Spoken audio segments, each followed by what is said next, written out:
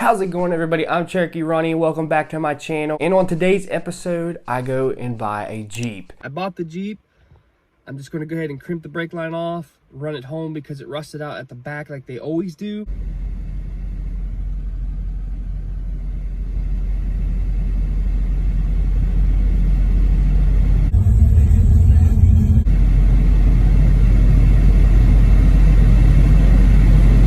Let's go out here and let you guys see the outside of this bad boy.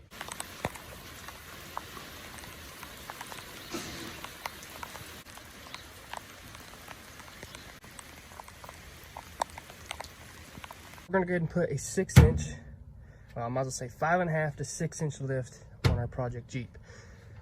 We're gonna do this for $640. It's gonna be a short arm kit, and a lot of people are like, it's not gonna work. It's gonna ride like crap. I'm going to prove to you that you can spend $640 and get a 6-inch lift without spending $1,000. All right. So, first thing I went and did was get the parts that I need. These are extra parts. I don't need these. I just bought them. But I got S10 packs. Okay, I'm going to be using the main leaves. I'm not going to show you the process of me taking the leaves off because I'm going to have to take them off several times to get the lift right. I've done measured the Jeep and all that. Every Jeep's different, so that's why I'm not showing you the pack process, because I'm gonna have to put them together, take them apart, put them together. So I'm mixing it with the XJ pack and the S10 pack. I'm for sure gonna be using the main leaves. Now these aren't that old, okay? These are pretty good shape actually. So I went ahead and picked those up super cheap. I went ahead and got a dry shaft. This is an old dry shaft that I have. I know it's a good drive shaft. Just needs cleaned up, new U-joints put in it, and just, you know, grease it and all that good stuff. We're getting this for the hack and tap to the back. You don't have to. I'm including a transfer case drop bracket in this build instead of the hack and tap because it's cheaper. It will work. I have a 2000 XJ and it will work. The transfer case drop does get rid of vibrations because I've already done it. And but we're going to go a little bit different route. Because you'll see at the end of this video, I'm going to be talking about different tiers of this build. So this is just tier number 1. This is a budget 6-inch lift. And then we have some packs that are a part that we're going to be using. Got some extra axles and all that good stuff because we're running 35s. These will work until I can figure out what we're going to be running in tier 3 of the build. Got some Rubicon Express 5.5 coil springs, nothing special. You can get these on Amazon, cheap. Now, got these off Amazon, Freedom Off-Road, $99. And honestly, I'm blown away by the product and the beefiness. This thing is super heavy. These are, you can get rough country ones that are like $100 some, like $106. I still swear they're not as beefy as these. Yeah, they're beefy, but these things are heavy and these things are beefy. These are fixed linked, and you're asking why you're going with adjustable. Well, adjustable costs more, but what we're going to be doing with this Jeep, I won't need adjustable. The way I'm setting up this Jeep, it's pointless to have adjustables because they're usually adjusted clear in anyway. So I did a bunch of math, a bunch of studying for this lift kit to work. So I'm pretty much taking all the guesswork out of this for you guys because that's the big problem with people wanting to do this lift. They're like, I'm gonna go ahead and spend $1,000 because there's no guesswork. But actually, I just got a picture of rough country 6-inch lift, short arm lift, and I just look what they had, and basically I'm buying cheaper versions of what they have. Now, I am going to be upgrading the track bar, but for right now, somebody already drilled it over for the 4.5-inch lift, so that'll do us for a while. But I did not include that in the budget because I don't know if I'm going to make one or buy one. So I don't know.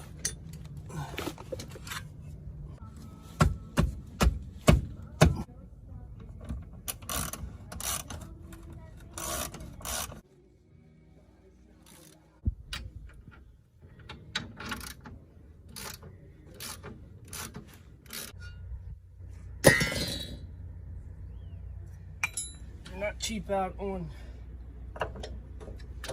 spring compressors because that is your life that you're messing with.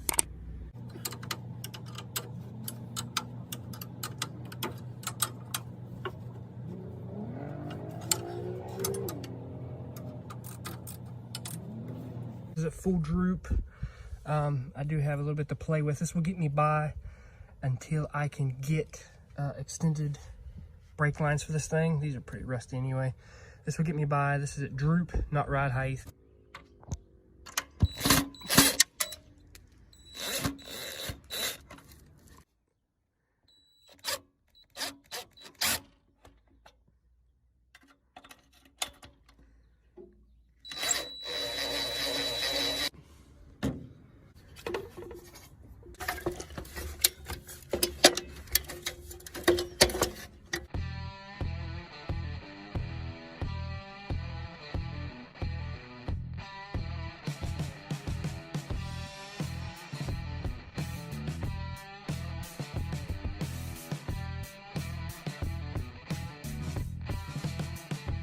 Folded the rear and took the flares off.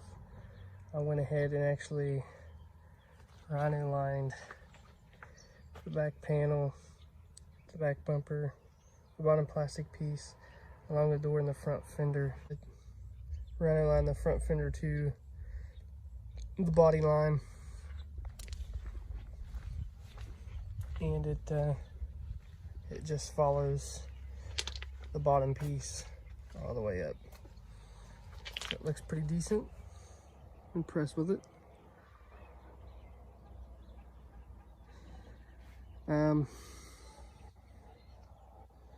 Still got the vice grips under there holding the brakes. That's our next purchase.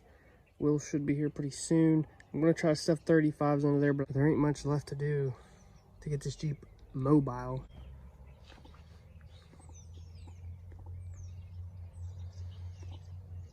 Ahead and painted up the dry shaft, make it look a little bit better. And this is the part number that you're going to need to actually do this on your Jeep. This will bolt right onto the front dry shaft so you can use it in the rear. And if you have to, you can cut it off. The splines go clear to the back. But as you can see, it's pretty awesome. As you can see, it just bolts just like it would on the transfer case side. You're going to need those bolts from the transfer case side. But if you want to do a hack and tap for less than $100, you can drill a hole in that, put a washer in it, cut your stub on your transfer case, and do it that way. There's all kinds of videos on how to do a hack and tap for under $100, but we're going to do a slip yoke. But as you can see, I got it up on there, mocking it up. So yeah, this is what it's going to look like on the transfer case side with the slip yoke. Yeah, it looks pretty good. Just from this angle. Got the back mocked up. Good to put your boot back over your slip yoke. I just put it back on a zip tie.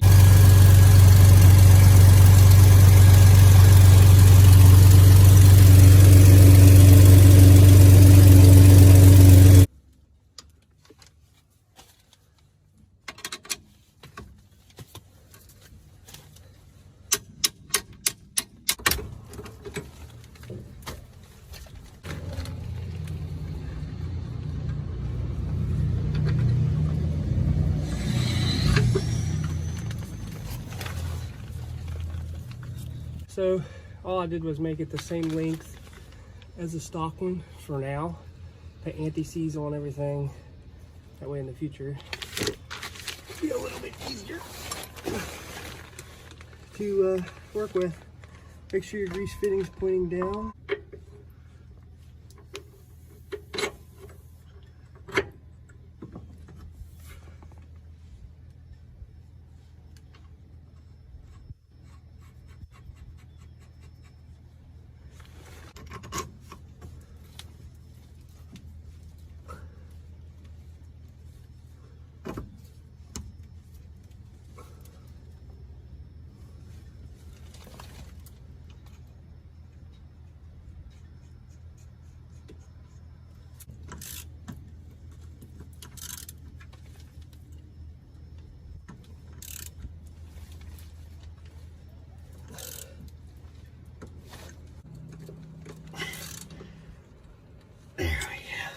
And got this side on. Don't forget to tighten up your jam nut, which I'm gonna put some anti-seize on that before I tighten it up. And then go ahead and do the other side. It's the same way. Like I said, I adjusted the stock length, and I didn't move anything.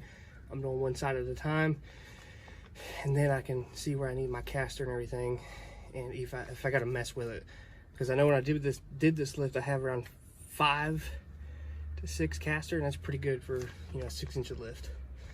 So let's get the other side done. As you can see, I got that one on. Got that one on. I got the nuts tightened up about 6 degrees, so I'm super close. We'll do final tuning when we get it put on the lift. Wrangler wheels on. I went ahead and put some lower quarter panel guards on. Man, it looks pretty rad. We had to come down here and start putting our tie rod stuff back together, because like I said, I built one. I'm using a Grand Cherokee drag link. I got my wheels set perfectly straight, and then when I put my tie rods on, I can adjust it the way I need it, in or out. But I wanted to get all the wheels straight and stuff first before we did anything like that. All right, here is the bar that I made, tie rod bar. There's the stock. I got Grand Cherokee tie rod ends. The only problem I had building this thing is finding the daggone nuts to fit on these things. You can find them all day to fit other stuff, but finding right hand and left hand threads to fit this was a pain in the butt. But as you can see, it's a lot bigger than the stock one. This is a size comparison. This is a lot stronger, and this is hollow inside, so this will bend really easy, which I'll show you how easy it flexes. This you cannot bend. Okay, it's like that thick inside.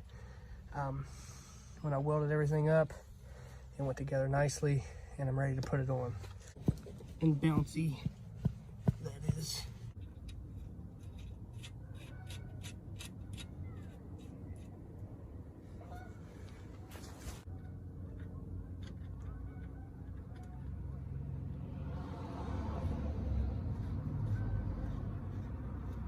All right, the next thing we got to do is get this bumper off. Now, because I got a new one. This don't look too promising up in here. It looks pretty nasty. I don't know if I'll be able to get them bolts off or not. But this bumper has to come off because we actually got an aftermarket bumper. A do-it-yourself bumper we bought, and it's the best do-it-yourself bumper you can get. So I'm gonna go ahead and take this thing off. There's some rust in here. I don't even know if I can even get it off. Might have to cut the daggone thing off first, but we're gonna get this back bumper off so we can start building the do-it-yourself bumper that we got for it.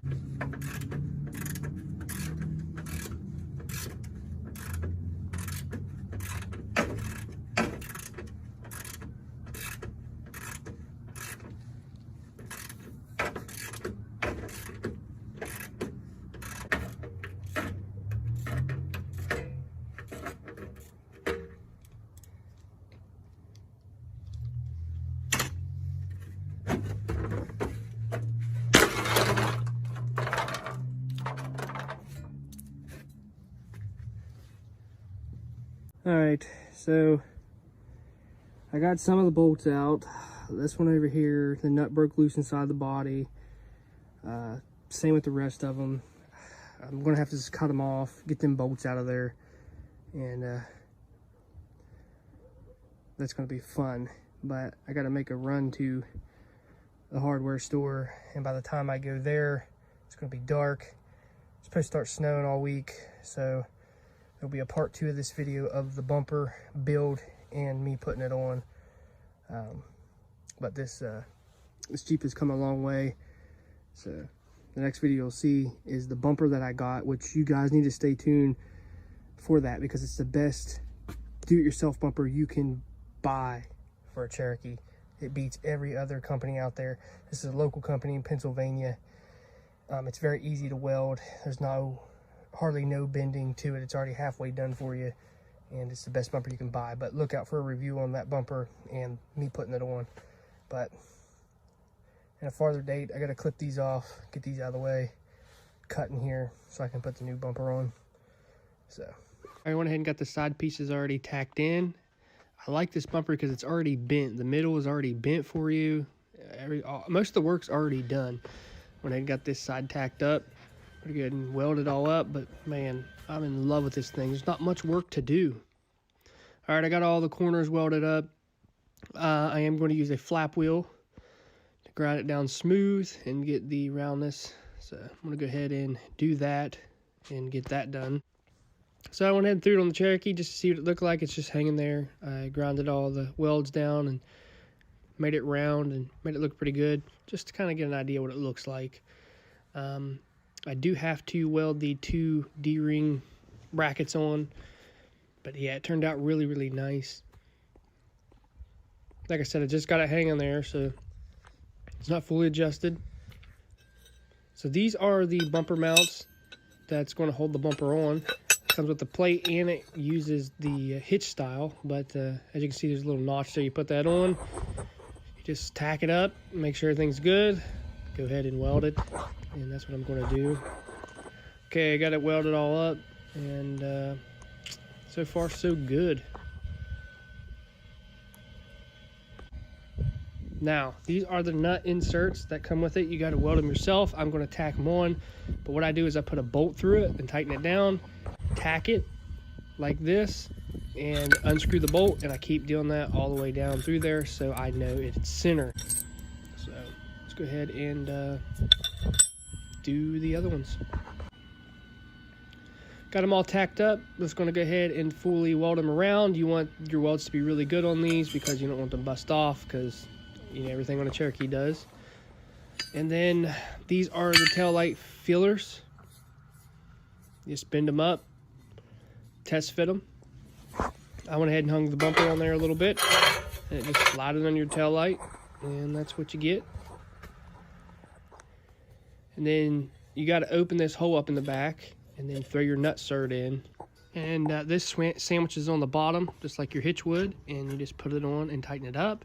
I'm just test fitting it because all right, so we got the rock slider lane here. I'm actually going to turn these upside down because I'll show you at the end of the video. What you got to do is cut your, pretty much the middle of your rocker out and mark it, and just cut along the top of this seam, and then you're going to cut along the bottom and just shove it in there. I got it cut, so we're just going to pull it down, and I'll show you what's on the bottom. That's basically all you do is cut it off right there, and cut it off right there. Now I pulled it down. I'm going to be trimming this off to meet the middle of the rock slider on the bottom. I'm going to push the rock slider in there and pound it up, and that way I can weld the bottom too, so it'll set inside. But I'm going to coat this with PR15.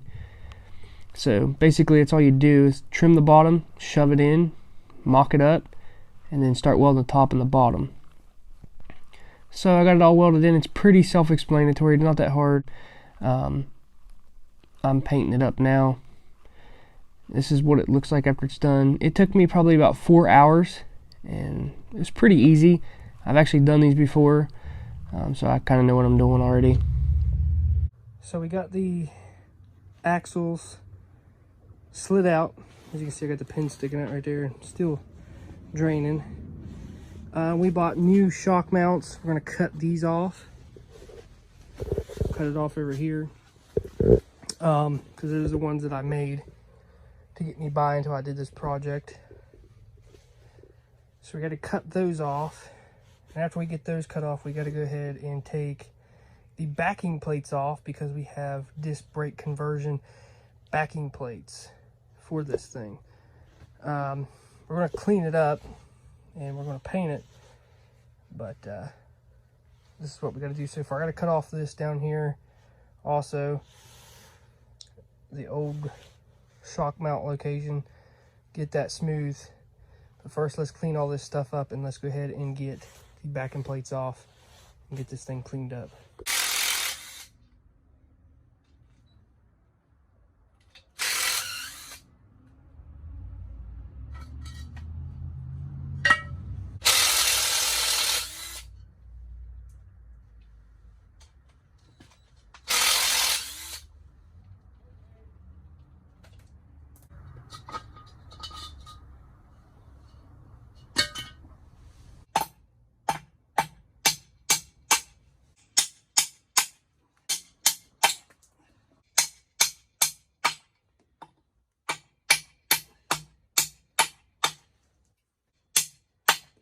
I'm just kind of test fitting everything, just seeing how everything's going to line up. I must say it's going to work out pretty good. Got to finish grinding this bracket off, so this will come down forward. As you can see, it's crooked, but I think it's going to work out good. It even has a little cutout right here for your breather and your brake block. Another thing is it's hollow inside, so you can run your brake lines inside. I do have to weld up these holes though. But there is the diff cover mocked up in this little truss. I don't want a great big truss back there. This will work just fine, because we're going to have a shock mount here, a shock mount back there. So the only thing I got to do now is go ahead and flap disc this rear end and get all the welds down, the bracketry where I cut off. We're going to clean up the welds on the diff itself, weld around them, and then weld up our truss. We're gonna leave our diff cover on there, weld up our truss, make sure it lines up right, and make sure this is all clean, and then we can go ahead and start putting our backing plates on for our disc brakes. So this is actually going to turn out pretty good. The rear end, the reason why I started with the rear end, because it's the easiest and it doesn't take a lot of time. So let's go ahead and clean this rear end up, start welding this truss on.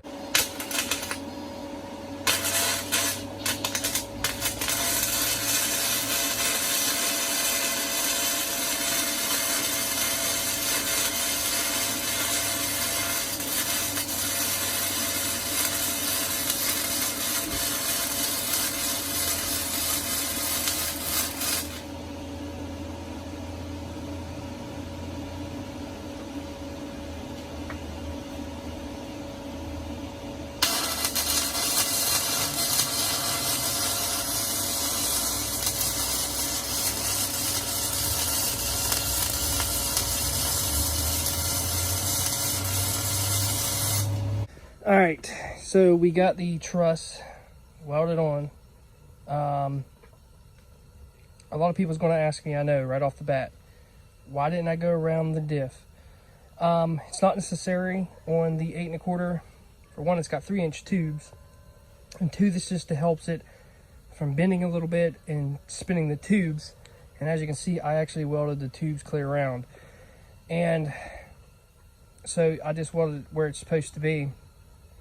So the biggest problem you have on an 8 1/4 is actually the tube spinning, because they're only welded on the back side, like in the holes right here, and they're really junky welds.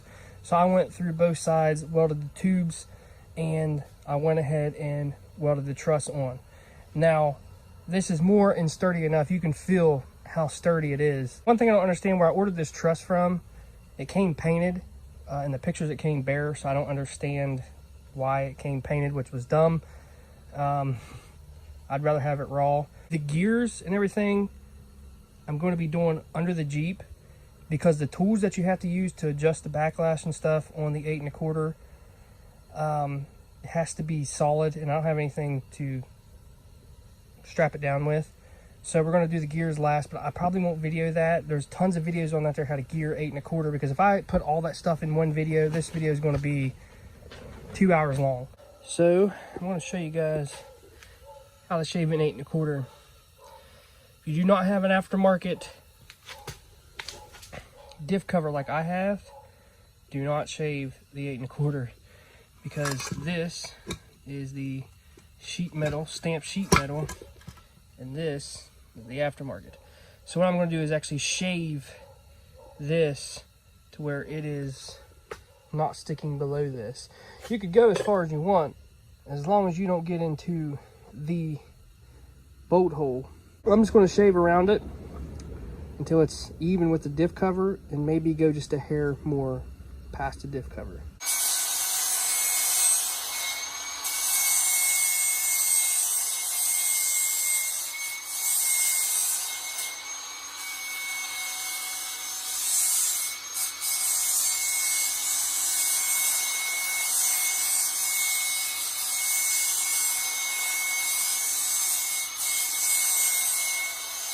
Now, as you can see, this is even with the diff cover, and as you can see, I can even grind it around the diff cover to make it round on the bottom.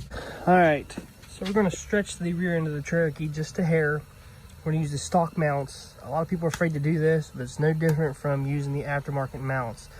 Now, I'm going to be using a little bit bigger center pin for the leaf springs, and everybody knows when you do a junkyard lift, you have to take a grinder and grind down the bottom of the center pin to get it to fit in this hole. What I'm going to do is actually remount these holes for adjustment, because there's the pinion.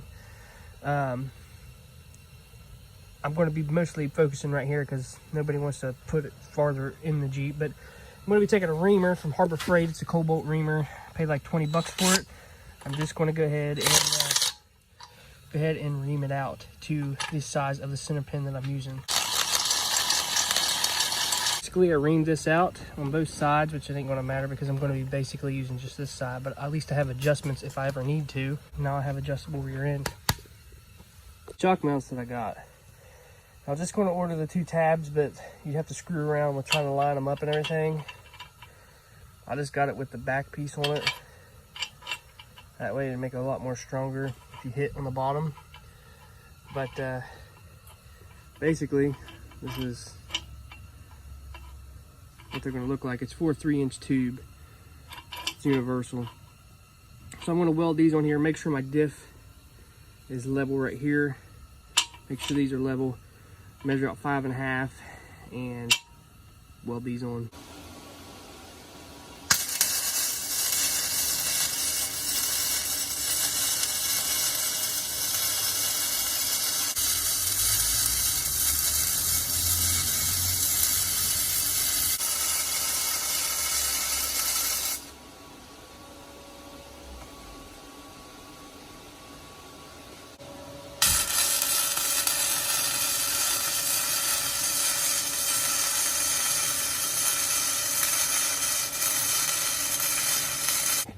Shock mounts welded on both sides. Turned out really well. So we got those welded on, got this all done. Everything is welded up. So what we're going to do is clean this axle up first, paint it, and then we'll put our disc brakes on and get that out of the way. So I went ahead and put the first coat of paint down. Not rattle canning it. I'm using Pour 15 in the little cans you can get off Amazon. I think you get like 4 of them in a pack. But I'm brushing the paint on after I get my base coat down. This stuff is coatable, so you can spray paint over it or whatever. So this will help it stop rusting. For one, it's paint over rust. That's what Pour 15 stands for, so that's why I'm using it. You don't have to really grind everything down to metal. That's why I didn't grind everything down to metal. I just cleaned everything up. And then I'm going to go over it with Rust-Oleum paint. I've seen a lot of Jeepers and YouTubers do this. I'm going to give it a shot. I'm just going to overcoat it with gloss black, and the whole differential is going to be gloss black. But I think it has turned out really, really well. We're going to let this dry, roll it over, do a coat, put the Rust-Oleum on it. Then after all that's good, we can put the disc brakes on, paint the backing plates. I want to do that separate, so if I ever had to take the backing plates off, it wouldn't be pulling paint from the axle. So I'm just doing it one step at a time. So we went ahead and actually got this part mounted here just to test fit it and make sure everything's going to fit.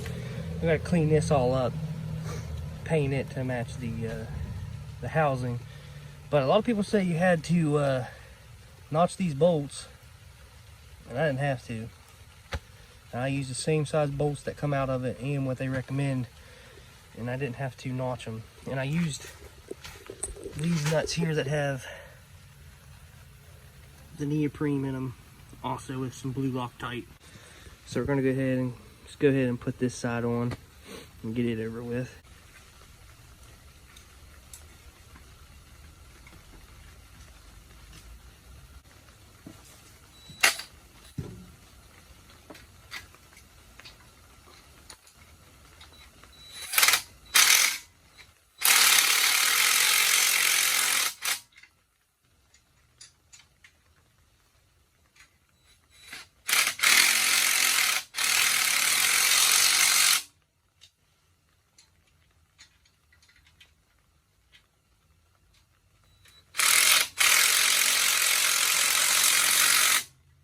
All right, we got both sides on. I'm gonna get this stuff cleaned up, get this painted, let it cure for a couple days. Put our axles in. We got some axles, chrome ollie axles, or almost chrome ollie axles. We got them on sale.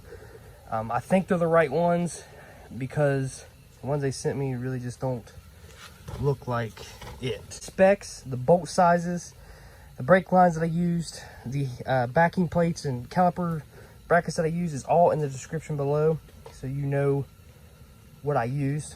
So don't forget to check out the description because it has everything that I've used, clear down to the diff cover and the truss. So let's get it cleaned up, let's get it painted, and let's start getting this thing back under the Jeep. It's been out way too long, and it's time to get these disc brakes ready to roll.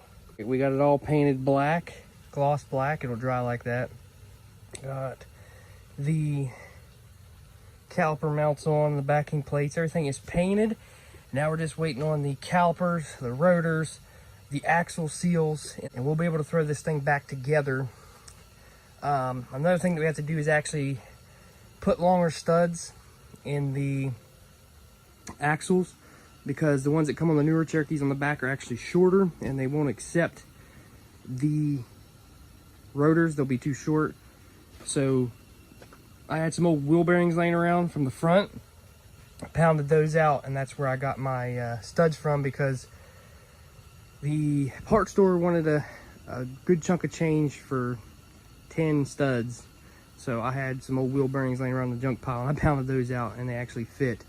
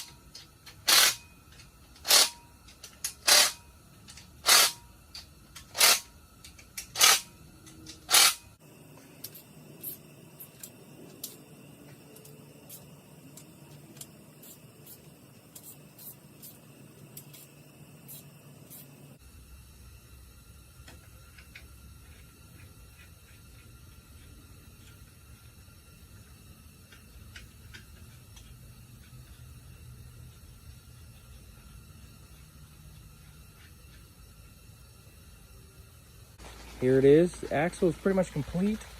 Got everything back together. The diff cover's on. Got the rotors. I got the calipers. I got everything that I need to throw this thing under the Jeep.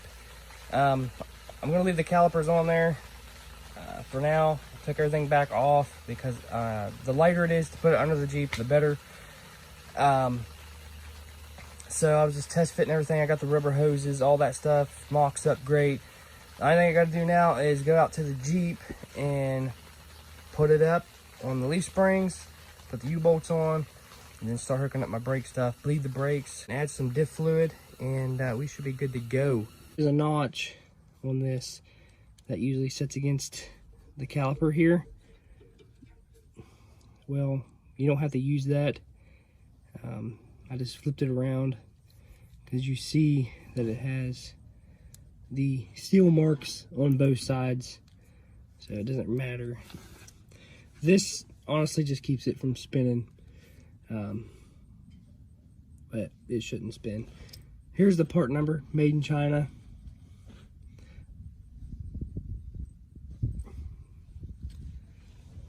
Go ahead and stick it on.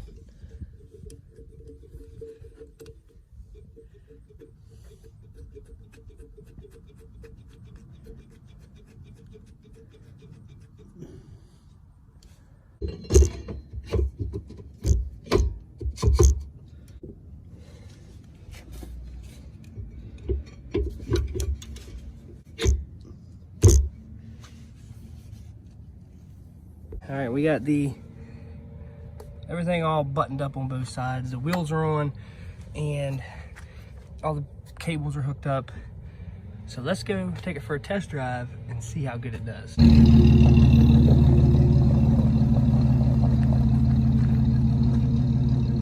So this thing stops on a dime, but running these big 35s, and using the stock brakes in the front, because when a lot of people do the back, they swap the WJ knuckles in the front.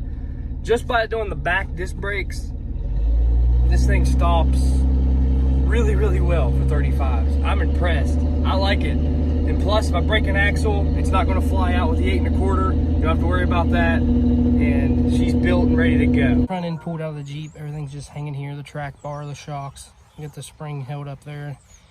Basically, everything's just hanging there. And I took everything off the front end I could. The axles, rotors, even the front diff. I took it off while it was under the Jeep and took the carrier out so it'd be lighter, because I am doing this by myself.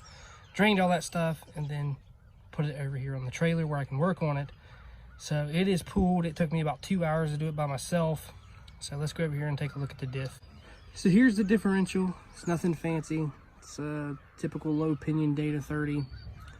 I'm going to go ahead and explain what we're going to be doing before we do it. First off, we got to cut and turn the C's. And then we're going to go ahead and sleeve it. And then we're going to make brackets, or like, you know, metal brackets for the lower control arms. This, we bought a little truss to go right here. We're going to make C gussets. We're going to put some here and then some on top of the C. That way it'll strengthen that up. The carrier, we don't have to do anything with, because we already put a lunchbox locker in there, if you remember correctly. You can go back on the channel, check all that out. This is going to be a dirty and quick build. Gusset everything, and we're going to make our own, you know, plates and stuff to gusset it with. And we're also going to be doing a cut and turn. We're going to be sleeving it, trussing it, cleaning it up, put new seals and bushings in it, and be on our way.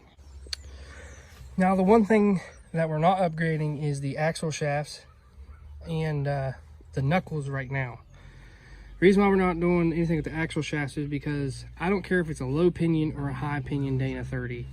The ring gears are soft, so I want the axle shaft to bust before anything in here busts. Now we're going to go with WJ knuckles, but on down the line. I have those coming, but it's going to take a while, so we're just going to go ahead and build it. We can change the knuckles out anytime. It's simple. Everybody knows how they do that.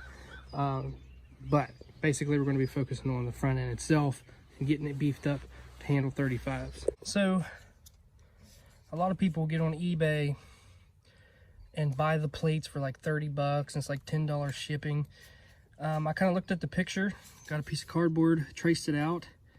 This is what I have. Just made a rough cutout of how it's going to set in there, because we are going to brace this bracket and run our truss over here, and we're going to brace the back also, and then we're getting a track bar mount that'll brace this up. So this will be solid. This won't bend by the time we're done. So basically, this is how I'm saving so much money on beefing everything up. You just make a template. Same way it goes with the C's. I have the C's that will go right here and the ones that go on the inside. Go to a metal yard, go to their scrap pile that they throw out. They sell this stuff by the pound. Get sheets like I got, different thicknesses, and just trace it out, cut it out. So all the bracketry that you're gonna see, I cut out. As you can see, it's not gonna be perfect, but it's gonna be good enough to get me to where I need to be. Same way when it comes to the C's.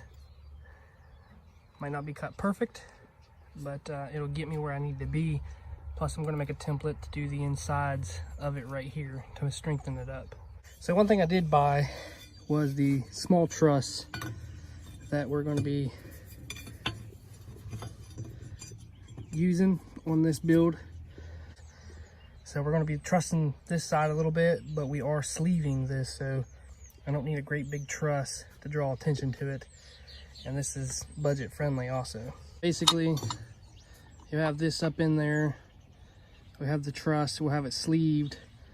We'll have the mount over here against this. There's no way this thing's going anywhere. Plus we're going to do the back side, so that's not going to bend anymore.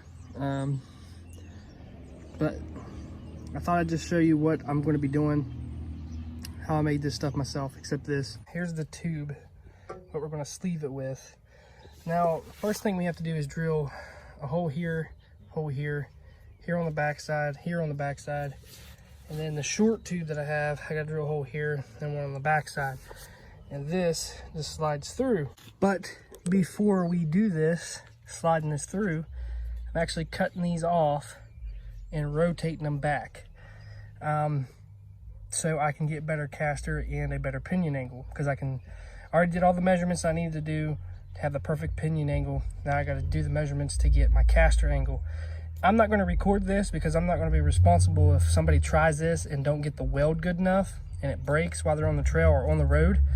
Because basically all I'm doing is cutting this off.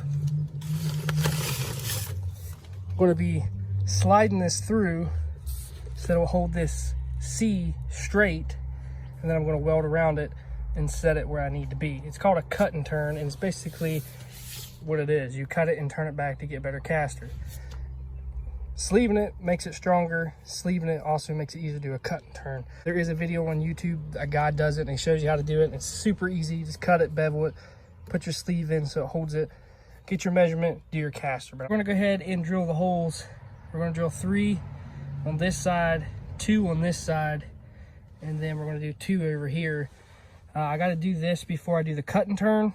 I know a lot of videos show you to clean out the tube first, and then you gotta drill. Then you gotta clean out the tube again. So we're just gonna do it all in one shot, drill the holes out. After we clean the tubes out, we're gonna go ahead and cut the C's off, go ahead and sleeve it to where it's even, weld my C's back on, and then go ahead and finish pounding the sleeve in and welding it to the tube. We're gonna be plug welding it, and basically you're not gonna see these when I'm done, because I'm just gonna plug weld it and then grind it down flat. You won't even know the sleeve is in there. By doing this, it strengthens up this tube from bending. I'm going to be running a little truss, not necessarily for the tube, but for this bracket. So people will focus on getting this as straight as possible, the holes. I'm not worried about it. You're not going to be able to see this when I'm done. So we're going to roll it over, put 2 back here between these 2, and then we'll do the 2 over here. That's basically all you do. This is a lot thicker than I thought it was going to be. And we're also going to weld around here to make that stronger. But this wasn't too bad to drill through, actually. It wasn't too bad. So we got these C's tilted back to where we need it. I went ahead and tacked on the gusset on the top. We're going to go ahead and pound the sleeve in. I left it stick out a little bit so I could put the C on here and center it up so it wasn't crooked, so it's straight as possible, and we beveled it and welded it. So we're gonna go ahead and finish pounding in the sleeve. This pounded in. Here's the holes. And we got this C welded up and this sleeve already put in. So I know a lot of people are gonna ask me why I had to put these sideways, because you gotta make sure it doesn't hit your spring and it doesn't fit very well down in there. I could have trimmed it to make it fit better, but I like it like this. Kind of goes across. Plus I'm going to be gusseting the inside of here, so there's going to be plenty of structure here. So basically this is pretty self-explanatory. You don't really need a step-by-step guide to what we're doing. Like I said, we already got the lunchbox locker in there. We're just gusseting everything. I put little tack welds on the sleeve so it holds, so if it gets knocked around when I'm not here. So we got all the brackets tack welded on. I started welding this a little bit, make it a little bit stronger because I was rolling it over, tacking the gussets on. We got the lower control arms mounts plated, so we're going to go ahead and weld all this up, all these brackets, and then we'll start on the C gussets.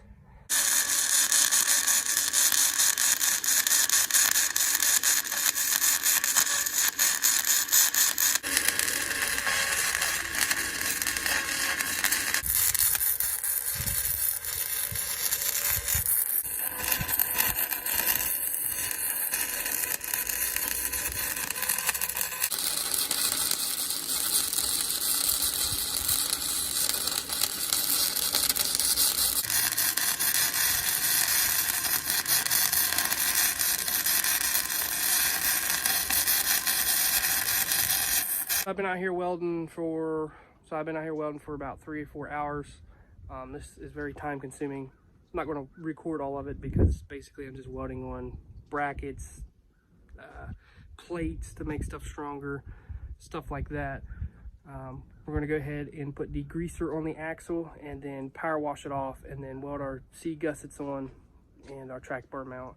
Then we can paint this thing and then put everything back together, throw it back in the Jeep.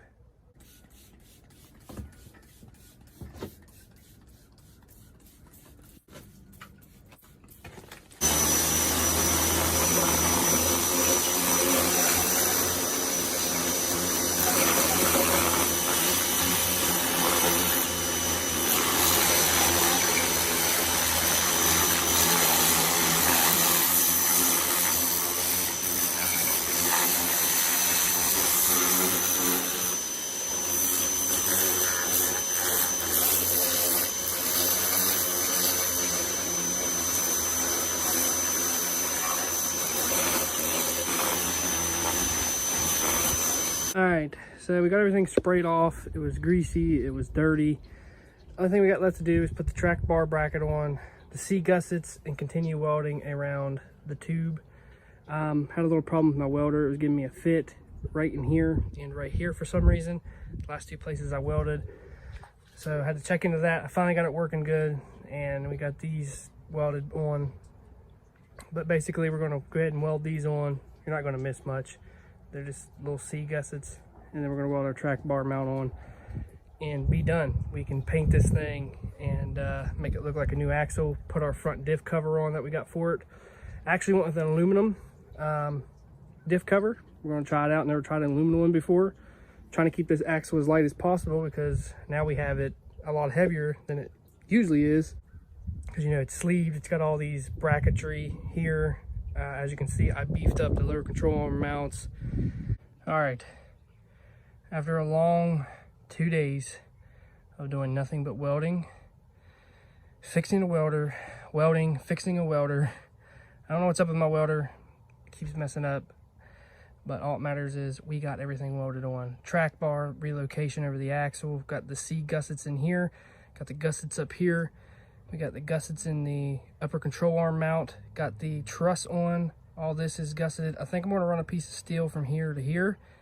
The lower control arms are plated and gusseted with 3/16. This thing is ready to rock and roll. I just got to paint this thing and be done with it.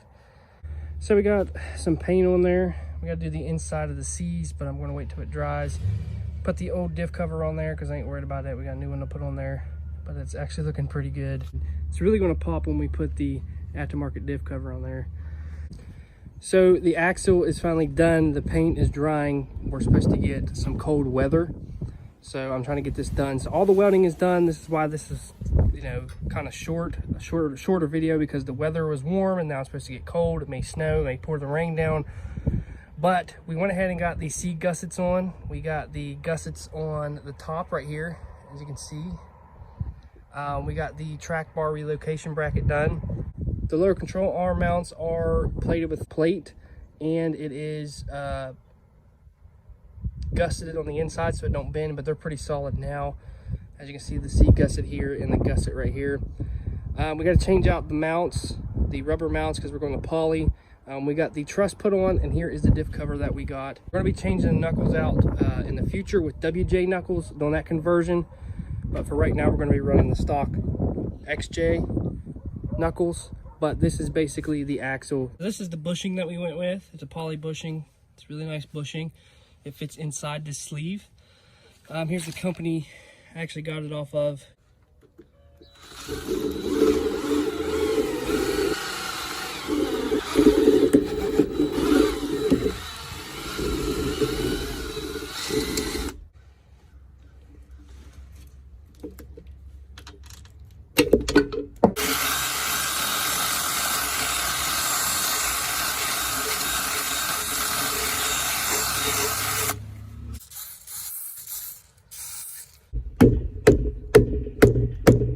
It's going to be a little bit of a tight fit, but as long as it is flush, I can pound this just a little bit where this was bent, but as long as it is flush, you're good to go.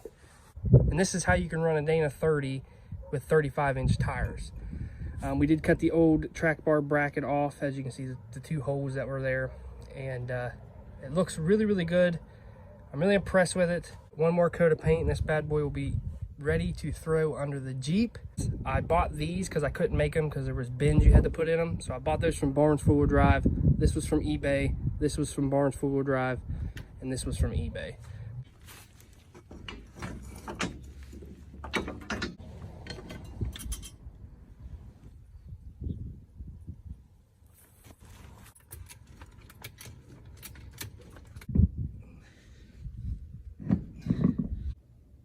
The axle, everybody said I should have went with a high pinion Dana 30, but I just want to show you guys that you don't have to spend extra money to run a low pinion Dana 30.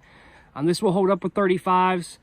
I'll just have to prove you guys wrong. This caused big commotion on the internet, but here it is. It's finally built. We got everything back together and it looks really, really good. So as you can see, we went ahead and put a gusset on the C and up here. We put a truss on there.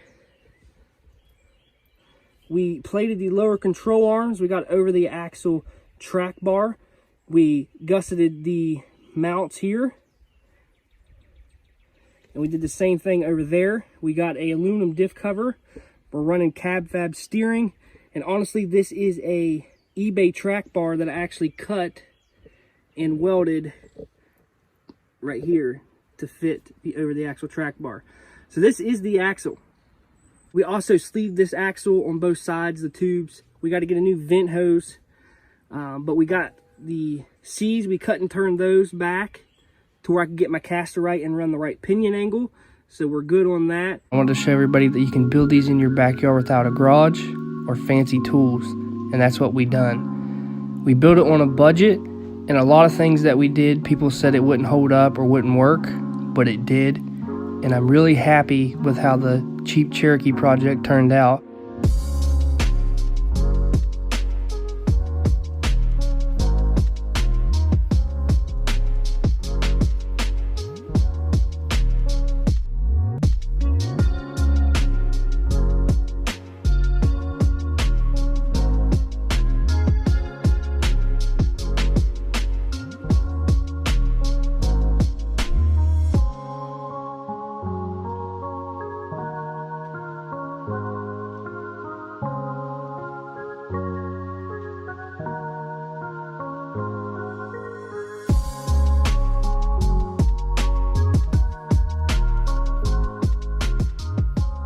So here it is. I'm going to do the final walk around of this Jeep. We're pretty much done. I might get some armor for it, but this Jeep is done. It's been a long year. We did this within a year on a budget. Go back on the channel and watch all that because it will help you out and show you that you can build this stuff in your backyard. We're going to start off with the winch. We got a winch from Harbor Freight. It's a Badlands. We did a custom hood scoop. The bumper came on the Jeep. We did a Dana 30 build with cab fab steering. This is all trussed and gusseted. It's got all aftermarket low control arms and all that stuff. So all the front end's good. We're running Rubicon Express front coil springs, rough country shocks. We're running affordable off-road rock sliders, Federal mud tires, 35s, Pro Comp rims. We actually went ahead and welded some armor on the bottom of here. We cut this clear off and braced all this and welded this metal plate here. We're running a hardcore off-road rear bumper, which is super tough. We're running a leaf spring pack that we made out of S10 springs. This is all welded with unibody stiffeners. We're running a front drive shaft in the rear. We're also running drop brackets from Rough Country for the low control arms and all that good stuff. We are running 2-inch drop shackles. We did a disc brake swap and the 8 1/4 is built, ready to go. Shackle relocation brackets. That's basically it. This Jeep is trail ready. It does just fine the way it is. We built this in our backyard just to prove that you can take this out on the trail and have a good time and wheel it and stuff like that.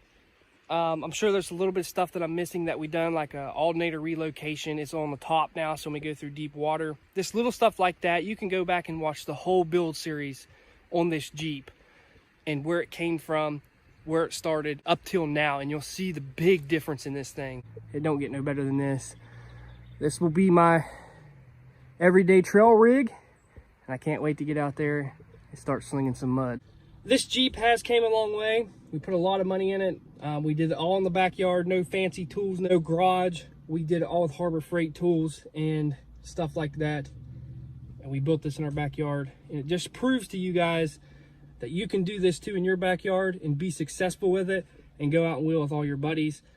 I'm really happy with this Jeep, and I couldn't ask for anything better. I want to thank each and every one of you guys for following the build and supporting what I'm doing. I really appreciate it. Thanks for all the likes and the comments. Hopefully this year we'll get out on the trail and get some videos of it and you guys can see it in action. But I'm Cherokee Ronnie. Stay dirty, my friends.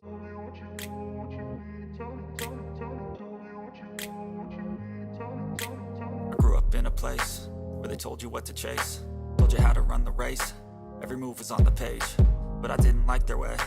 Had to fight and misbehave, had to find a way to change, had to leave to find my way. Caught up in a daydream, I beat my mind up there almost daily. It's how I pass time, no opinions safely. It's how I understand what I want in this place, see. Cause everybody wanna tell you bad things, what could go wrong, what fame brings. But success is a finicky thing, and if you ain't sure, no, it'll never be. I don't wanna let myself down, myself down. I don't wanna let myself down, myself down.